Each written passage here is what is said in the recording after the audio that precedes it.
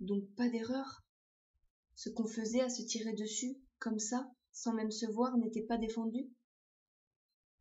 Cela faisait partie des choses qu'on peut faire sans mériter une bonne engueulade. C'était même reconnu, encouragé sans doute par les gens sérieux, comme le tirage au sort, les fiançailles, la chasse à courre. Rien à dire. Je venais de découvrir d'un coup la guerre tout entière. J'étais dépucelée. Faut être à peu près seule devant elle comme je l'étais à ce moment-là pour bien voir la vache, en face et de profil. On venait d'allumer la guerre entre nous et ceux d'en face, et à présent ça brûlait. Comme le courant entre les deux charbons, dans la lampe à arc. Et il n'était pas près de s'éteindre, le charbon.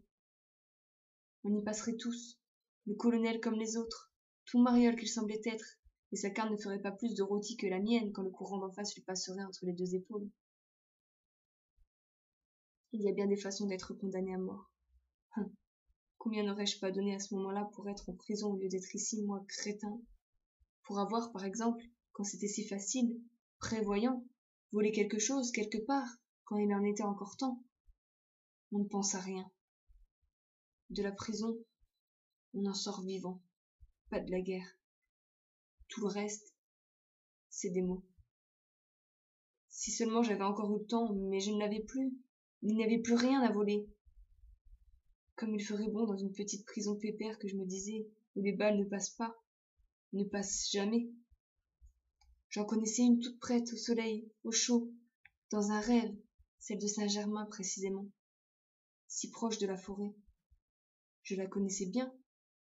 Je passais souvent par là autrefois. Comme on change. J'étais un enfant alors. Elle me faisait peur, la prison. C'est que je ne connaissais pas encore les hommes. Je ne croirai plus jamais à ce qu'ils disent, à ce qu'ils pensent. C'est des hommes et d'eux seulement qu'il faut avoir peur.